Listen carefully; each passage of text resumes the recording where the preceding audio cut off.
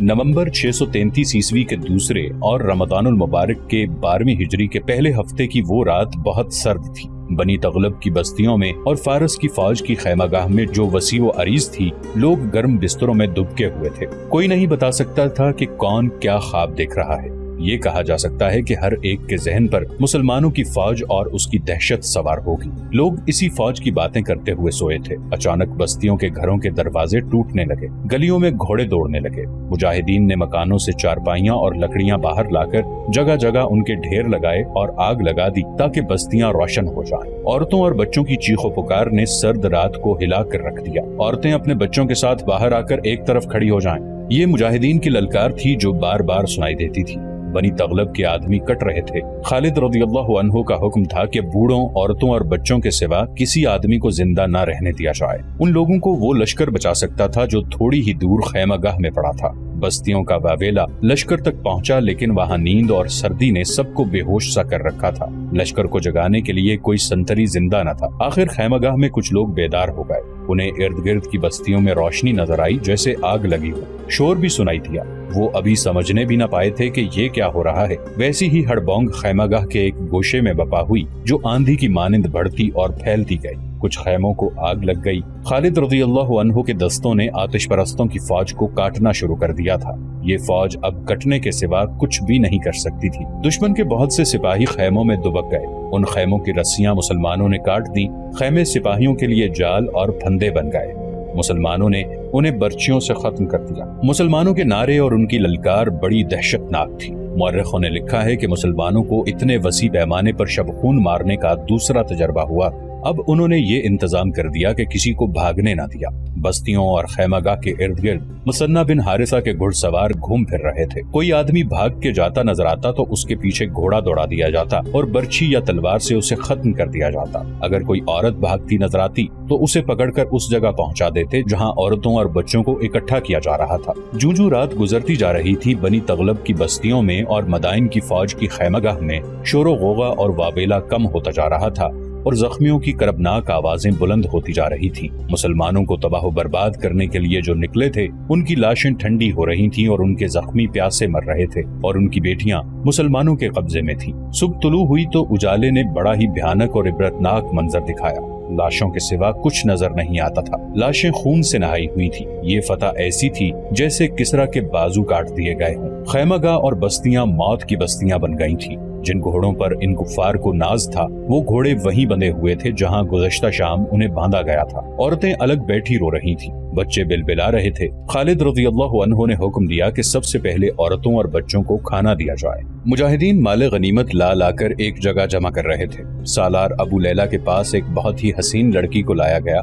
उसने दरखास्त की थी कि उसे सालार आला या किसी सालार के साथ बात करने की इजाजत दी जाए। ये एक सरदार की बेटी है। उसे लाने वाले सालार ने अबू लैला से कहा, सालार का नाम रबिया बिन बजीर बताती है। ये अपने बाप की लाश के पास बैठी रो रही थी। क्या नाम है तेरा? अबू लैला ने लड़की से पूछा। साबिहा, लड़की ने जवाब दिया। साबिहा बिनते रबिया बजीर, मेरे बाप को लड़ने का मौका ही नहीं मिला था। तो क्या तू ये बात कहने के लिए हमारे सालार आला से मिलना चाहती है? सालार अबू लैला ने पूछा। जिन्हें लड़ने का मौका मिला था, क्या तूने उनका अंजाम नहीं देखा? अब बता, तू चाहती क्या है? तुम लोग मुझे इजाजत नहीं दोगे कि मैं लाशों में एक आदमी की लाश ढूंढ लूं? साबिहा ने कहा। उसका नाम बिलाल बिन अका है। क्या जली हुई लकड़ियों के अंबार में किसी एक खास दरख्त की लकड़ी को ढूंढ लेगी? अबू लैला ने पूछा। तू उसे ढूंढ के क्या करेगी? जिंदा है तो हमारा कैदी होगा, मर गया है तो तेरे किस काम का? साबिहा ने सालार अबू लैला को वो गुफ्तगू सुनाई जो उसके और बिलाल बिन अका के दरमियान हुई थी और कहा कि वो देखना चाहती है कि वो जिंदा है या मारा गया है। मुसलमान सालारों ने चंद ईसाइयों को इस मकसद के लिए जिंदा पकड़ लिया था कि उनसे इस इलाके और इस इलाके के लोगों के मुताल्लिक मालूमात और जंगी अहमियत की मालूमात ली जाएं। अबू लैला के हुक्म से ऐसे 2-3 आदमियों को बुलाकर बिलाल बिन अका के मुताल्लिक पूछा। 2-3 रोज पहले तक वो यहीं था, एक ईसाई ने बताया। वो जुमेल चला गया है, क्या उसे यहाँ होना चाहिए था वहाँ? अबू लैला ने पूछा। वो कबीले के सरदार का बेटा है, ईसाई ने बताया। वो किसी के हुक्म का पाबंद नहीं, वो हुक्म देने वालों में से है। क्या वो अपने बाप के खून का इंतकाम लेने आया है? उसने कई बार कहा है कि वो इब्ने वलीद से अपने बाप के खून का इंतकाम लेगा। दूसरे ईसाई ने जवाब दिया, अब बता लड़की। अबू लैला ने साबिहा से पूछा, मैं तुम्हारी कैदी हूँ। साबिहा ने कहा, मेरे साथ लोंडियों और बांदियों जैसा सलूक करोगे तो मैं तुम्हें रोक नहीं सकूंगी। सुना है मुसलमानों के दिलों में रहम होता है। मेरी एक इल्तिजा है, मैं एक सरदार की बेटी हूँ, क्या मेरी इस हैसियत का ख्याल रखा जाएगा? इस्लाम में इंसानों को दर्जों में तकसीम नहीं किया जाता। अबू लैला ने कहा, हम उस शख्स को भी अपना सरदार मान लिया करते हैं जिसके आबाओ अजदाद ने कभी ख्वाब में भी सरदारी नहीं देखी होती। हम सिर्फ ये देखते हैं कि वो सरदारी का अहल है और इसका अखलाक बहुत ऊंचा और पाक है और उसको अपनी जात का कोई लालच नहीं। परेशान ना हो लड़की, तू खूबसूरत है, ऐसा नहीं होगा कि तुझे जो चाहेगा अपना खिलौना बना लेगा। कोई हिम्मत वाला तुझे खरीदेगा और तेरे साथ शादी कर लेगा। तुम्हारी कैदी होकर मेरी पसंद और नापसंद खत्म हो गई है। अगर मुझे पसंद की जरा भी आजादी दी जाए तो मैं तुम में से उसकी बीवी बनना पसंद करूंगी जो सबसे ज्यादा बहादुर है, जो अपनी कौम और कबीले की इज्जत और गैरत पर जान देने वाला हो, मैदान से भागने वाला ना हो। औरत का मजहब वही होता है जो उस आदमी का मजहब है जिसकी मलकियत में उसे दे दिया जाता है, लेकिन अकीदे दिलों में होते हैं। औरत के जिस्म को मलकियत में ले सकते हो, उसके दिल का मालिक कोई नहीं बन सकता। मैं वादा करती हूँ कि मुझे कोई मजबूत दिल वाला और कबीले की गैरत पर दुश्मन का खून बहाने वाला और अपना सर कटवाने वाला आदमी मिल जाए तो मैं अपना दिल और अपने अकीदे उस पर कुर्बान कर दूंगी। खुदा की कसम तू गैरत और अक्ल वाली लड़की है। अबू लैला ने कहा, मैं वादा करता हूँ कि तूने बिलाल बिन अक़ा से जो वादा किया था वो मैं पूरा करूंगा। शर्त ये होगी कि वो अपना वादा पूरा कर दे। वो हमारे सालारे आला खालिद बिन वलीद को अपने हाथों कत्ल कर दे, लेकिन बिनते रबिया वो ऐसा नहीं कर सकेगा। इब्ने वलीद के सर पर अल्लाह का हाथ है, उसे रसूलुल्लाह सल्लल्लाहु अलैहि वसल्लम ने अल्लाह की तलवार कहा है। फिर भी तुम इंतजार करो, जुमेल में बिलाल के साथ हमारी मुलाकात होगी। क्या मैं अपने घर में रह सकती हूँ? क्या है उस घर में? अबू लैला ने कहा, वहाँ तेरे बाप भाइयों और मुहाफिजों की लाशों के सिवा रह ही क्या गया है? अपने कबीले की औरतों के साथ रह, कोई तकलीफ नहीं होगी तुझे। हमारा कोई आदमी किसी औरत के करीब नहीं जाएगा। साबिहा बिनते रबिया बजीर रंजीदा सी चाल चलती हुई एक मुजाहिद के साथ उस तरफ चली गई जहाँ औरतों और बच्चों को रखा गया था। उसकी रंजीदा चाल में और मलूल चेहरे पर तमकनत थी। साफ पता चलता था कि वो आम से किरदार की लड़की नहीं। इब्ने हारिसा खालिद रज़ियल्लाहु अन्हु ने फतह की मुसर्रत से लबरेज लहजे में मुसन्ना बिन हारिसा से कहा, क्या अल्लाह ने तेरी हर ख्वाहिश पूरी नहीं कर दी? लारैब लारैब। मुसन्ना बिन हारिसा ने जोशीले लहजे में कहा, कुफार की आने वाली नस्लें कहेंगी कि मुसलमानों ने उनके आबाओ अजदाद पर बहुत जुल्म किया था, और हमारी नस्लें उन्हें अपने अल्लाह का ये फरमान सुनाएंगी कि जिस पर जुल्म हुआ वो अगर जालिम पर जुल्म करे तो उस पर कोई इल्जाम नहीं। तू जानता है वलीद के बेटे, इन आतिश परस्तों ने और सलीब के पुजारियों ने जो जुल्म हम पर तोड़े हैं तू नहीं जानता। तूने सुने हैं, हमने सहे हैं। अब ये लोग अल्लाह की गिरफ्त में आ गए हैं। खालिद रज़ियल्लाहु अन्हु ने कहा, लेकिन हारिसा के बेटे, मैं डरता हूँ तकब्बुर और गुरूर से। दिल में बार बार ये इरादा आता है हज पर जाऊं। मैं खाना काबा में जाकर अल्लाह का शुक्र अदा करूंगा। क्या अल्लाह मुझे ये मौका देगा कि मैं अपना ये इरादा पूरा कर सकूं? तूने इरादा किया है तो अल्लाह तुझे हिम्मत भी देगा, मौका भी पैदा कर देगा। मुसन्ना ने कहा, कुछ देर बाद तमाम सालार खालिद रज़ियल्लाहु अन्हु के सामने बैठे थे और खालिद रज़ियल्लाहु अन्हु उन्हें बता रहे थे कि अगला हदफ जुमेल है। जासूसों को जुमेल भेज दिया गया था। पहले यूं होता रहा है कि एक जगह हम हमला करते थे तो दुश्मन के आदमी भागकर कहीं और इकट्ठे हो जाते थे। खालिद रज़ियल्लाहु अन्हु ने कहा, अब हमने किसी को भागने नहीं दिया। सन्ना से शायद ही कोई भागकर जुमेल पहुंचा हो, लेकिन जुमेल खाली नहीं, वहाँ भी दुश्मन मौजूद है और वो बेखबर भी नहीं होगा। कल रात जुमेल की तरफ कूच होगा और अगली रात वहाँ इसी किस्म का शबखून मारा जाएगा। तारीखों में ये नहीं लिखा कि सन्ना में खालिद रज़ियल्लाहु अन्हु ने किस सालार को छोड़ा। सूरज गुरूब होते ही मुसलमानों का लश्कर जुमेल की समत कूच कर गया। सारी रात चलते गुजरी, दिन नशेबी जगहों में छुपकर गुजरा और सूरज का सफर खत्म हुआ तो मुजाहिदीन अपने हदफ की तरफ चल पड़े। जुमेल में भी दुश्मन सोया हुआ था, संतरी बेदार थे। यहाँ भी गश्ती संतरियों और दीगर संतरियों को उसी तरीके से खत्म किया गया जो मुज़ेह और सन्ना वगैरह में आजमाया गया था। मुसलमानों की तरतीब वही थी, यानी उनका लश्कर 3 हिस्सों में तकसीम था। ये शबखून भी पूरी तरह कामयाब रहा। मौर्रिख लिखते हैं कि किसी एक भी आदमी को जिंदा न निकलने दिया गया। यहाँ भी औरतों और बच्चों को अलग कर लिया गया था। सालार अबू लैला ने बिलाल बिन आका के मुतालिक मालूम किया। पता चला कि वो एक रोज पहले यहाँ से निकल गया था। ये भी पता चला लिया गया कि जुमेल से थोड़ी दूर रदाब नाम की एक बस्ती है जिसमें ईसाइयों की खासी तादाद जमा हो गई है और उनके साथ मदाइन की फौज के 1-2 दस्ते भी हैं। खालिद रज़ियल्लाहु अन्हु ने 2 हुक्म दिए, एक ये कि सन्ना से माले गनीमत और दुश्मन की औरतों और बच्चों को जुमेल लाया जाए, दूसरा हुक्म ये कि फौरी तौर पर रदाब पर हमला किया जाए। आतिश परस्तों کا لڑنے کا جذبہ تو جیسے بالکل سرد پڑ گیا تھا۔ مسلمان تین اطراف سے رضاب پر حملہ آور ہوئے، لیکن یہ گھونسا ہوا میں لگا۔ رضاب بالکل خالی پڑا تھا۔ پتہ چلتا تھا کہ یہاں فوج موجود رہی ہے، لیکن اب وہاں کچھ بھی نہ تھا۔ اپنے باپ عقا بن ابی عقا کا بیٹا بلال بھی لاپتہ تھا۔ فوج کا ایک سوار دستہ دور دور تک گھوم آیا، دشمن کا کہیں نام و نشان نہ ملا۔ آخر فوج واپس آ گئی۔ سنا کی عورتیں زمیل لائی جا چکی تھی، مال غنیمت بھی آ گیا۔ خالد رضی اللہ عنہ نے خلافت مدینہ کا حصہ الگ کر کے باقی مجاہدین میں تقسیم کر دیا۔ ابو لیلہ نے صابحہ کو بلایا۔ بلال بن عقا یہاں سے بھی بھاگ گیا ہے۔ ابو لیلہ نے اسے کہا، اس نے اپنے باپ کے خون کا انتقام لینا ہوتا تو یوں بھاگا نہ پھرتا۔ کیا اب بھی تو اس کا انتظار کرے گی؟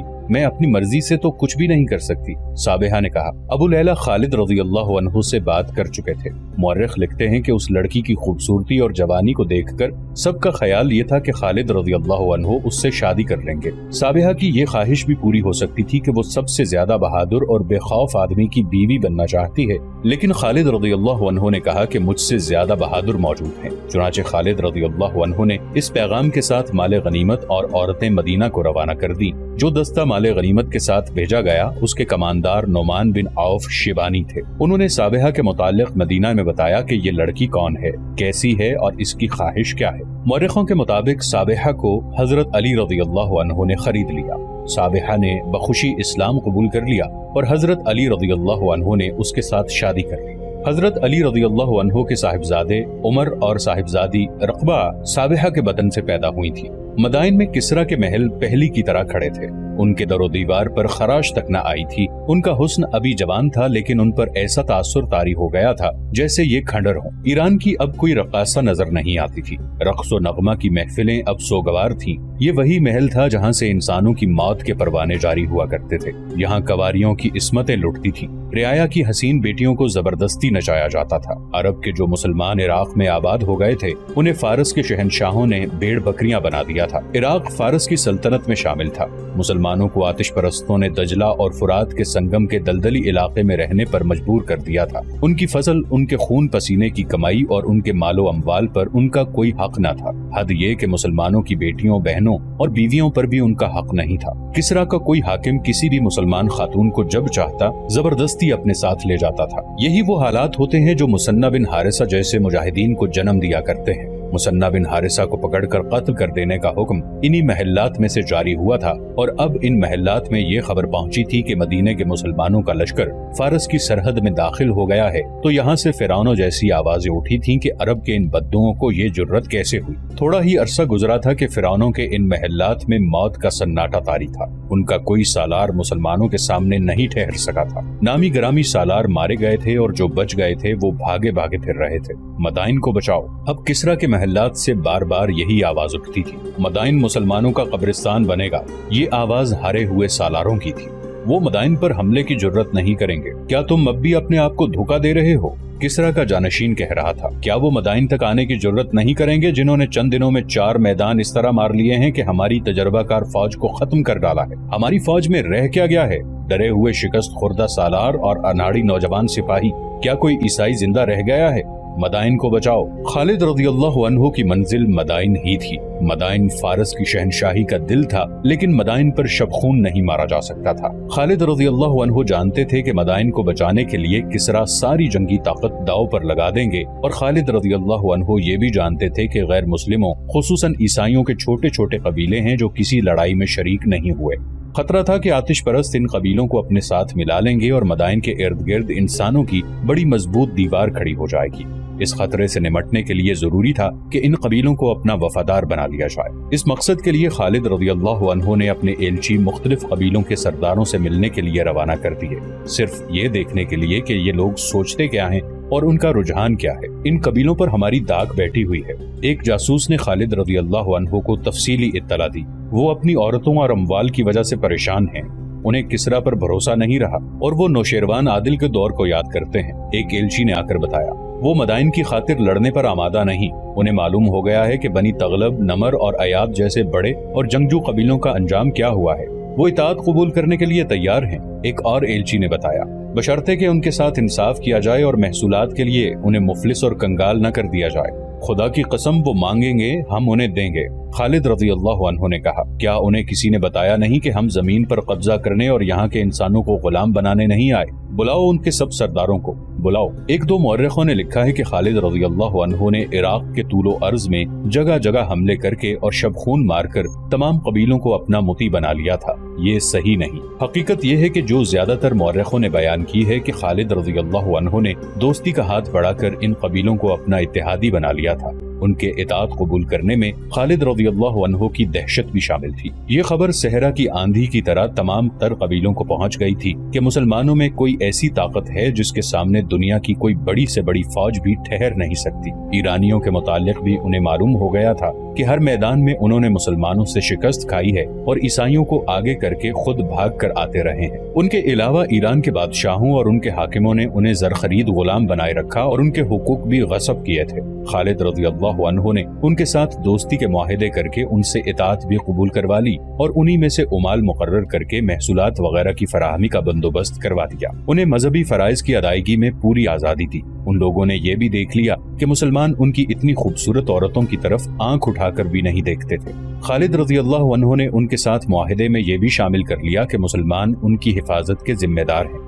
वलीद के बेटे एक कबीले के बूढ़े सरदार ने खालिद रज़ी अल्लाह अन्हु से कहा था, नौशेरवां आदिल के दौर में ऐसा ही इंसाफ था, ये हमें बड़ी लंबी मुद्दत के बाद नसीब हुआ है। खालिद रज़ी अल्लाह अन्हु ने दरियाए फुरात के साथ साथ शिमाल की तरफ पेशकदमी शुरू कर दी। आगे इराक यानी फारस के ज़ेरे नगी की सरहद खत्म होती और रूमियों की सल्तनत शुरू होती थी। शाम पर रूमियों का कब्जा था। खालिद रज़ी अल्लाह अन्हु ने बड़े खतरे मूल लिए थे, मगर ये खतरा जिसमें वो जा रहे थे सबसे बड़ा था और मुसलमानों की फतुहात पर पानी फेर सकता था। यूं मालूम होता था जैसे यके बाद दीगरे इतनी ज्यादा फतुहात ने खालिद रज़ी अल्लाह अन्हु का दिमाग खराब कर दिया है, लेकिन ऐसा नहीं था। मौर्रिखों ने लिखा है कि खालिद रज़ी अल्लाह अन्हु हक़ाइक़ का जायजा लेकर सोचते थे। उनका कोई कदम बिला सोचे नहीं उठता था। खुदा की कसम, हमने मदीना को ज़रतुश्त के पुजारियों से महफूज कर लिया है। खालिद रज़ी अल्लाह अन्हु ने अपने सालारों से कहा, अब ऐसा खतरा नहीं रहा कि वो हमारी खिलाफत के मरकज पर हमला करेंगे। क्या ये अल्लाह का करम नहीं कि फारसियों को अब अपने मरकज का गम लग गया है?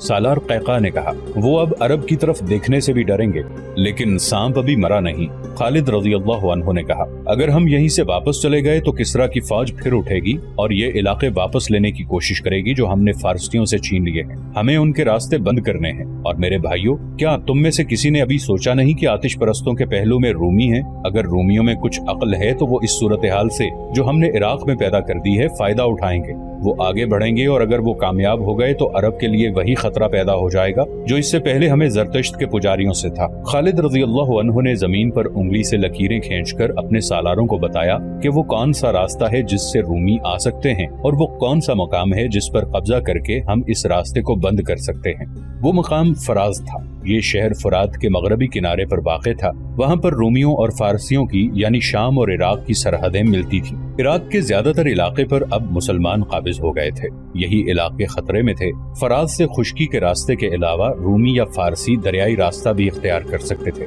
मशहूर यूरोपी मौर्रिख लेन पोल और हेनरी स्मिथ, जो जंगी उमूर पर ज्यादा नजर रखता था, लिखते हैं कि खालिद रज़ी अल्लाह अन्हु न सिर्फ मैदान जंग में दुश्मन को गैर मुतवक्के चालें चलकर शिकस्त देने की अहलियत रखते थे, बल्कि जंगी तदब्बुर भी उनमें मौजूद था और उनकी निगाह दूर दूर तक देख सकती थी। वो आने वाले वक्त के खतरों को पहले ही भांप लिया करते थे। खालिद रज़ी अल्लाह अन्हु जब फराद की तरफ कूच कर रहे थे उस वक्त एक खतरे से वो आगाह नहीं थे। वो नहीं जानते थे कि वो दुश्मन फौजों के दरमियान आ जाएंगे। रूमियों के दरबार में ऐसी आवाजें सुनाई दे रही थी जिनमें जरूरीपन था और साफ पता चलता था कि कोई हंगामी सूरत हाल पैदा हो गई है। तख्ते शाही के सामने रूमी फौज के बड़े बड़े जर्नैल बैठे थे। खबर मिली है कि मुसलमान फराज तक पहुंच गए हैं। ये मालूम नहीं हो सका कि उनका इरादा क्या है। वो किसी अच्छे इरादे से तो नहीं आए। क्या आपको फारसियों के मुतालिक कोई खबर नहीं मिली? उनके पास मदाइन के सिवा कुछ नहीं रहा। फिर हमें इंतजार नहीं करना चाहिए। पेशतर इसके कि मुसलमान हमारे मुल्क में दाखिल हो जाएं, हमें उन पर हमला कर देना चाहिए। क्या तुमसे बढ़कर कोई अहमक हमारी फौज में कोई और होगा? क्या तुमने सुना नहीं कि फारस की फौज को और उनके साथी हजारहा ईसाइयों को उन मुसलमानों ने न सिर्फ ये कि हर जगह शिकस्त दी है, बल्कि उनके नामवर जर्नैलों को और हजारों सिपाहियों को मार डाला है। आपने ठीक कहा है। ये देखना जरूरी है कि मदीना वालों के लड़ने का तरीका क्या है। बहुत जरूरी है देखना। जो इतनी थोड़ी तादाद में इतनी ज्यादा तादाद को शिकस्त देकर खत्म कर चुके हैं, उनका कोई खास तरीका जंग होगा। ہم بھی فارس کی فوج کے خلاف لڑ چکے ہیں۔ یہ صحیح ہے کہ ہم نے فارسیوں کو شکست دی تھی، لیکن ہماری فوج کی نفری ان سے زیادہ تھی۔ اب میرا فیصلہ سن لو، ہم فارسیوں کو ساتھ ملا کر مسلمانوں کے خلاف لڑیں گے۔ فارسیوں کو ساتھ ملا کر؟ کیا ہمیں یہ بھول جانا چاہیے کہ فارسیوں کے ساتھ ہماری دشمنی ہے؟ ہماری آپس میں جنگیں ہو چکی ہیں۔ ہاں، ہمیں بھول جانا چاہیے۔ مسلمان ان کے اور ہمارے مشترکہ دشمن ہیں۔ ایسے دشمن کو شکست دینے کے لیے اپنے دشمن کو دوست بنا لینا دانش مندی ہوتی ہے۔ ہم فارسیوں کی طرح شکست نہیں کھانا چاہتے۔ اگر فارسی ہمارے ساتھ دوستی کا معاہدہ کر لیتے ہیں تو ان کے ساتھ عیسائی قبیلے بھی آ جائیں گے۔ اس فیصلے کے مطابق رومیوں کا ایلچی دوستی کا پیغام لے کر مدائن گیا تو آتش پرستوں نے بازو پھیلا کر ایلچی کا استقبال کیا۔ تحائف کا تبادلہ ہوا اور ایلچی کے ساتھ معاہدے کی شرطیں طے ہو گئیں۔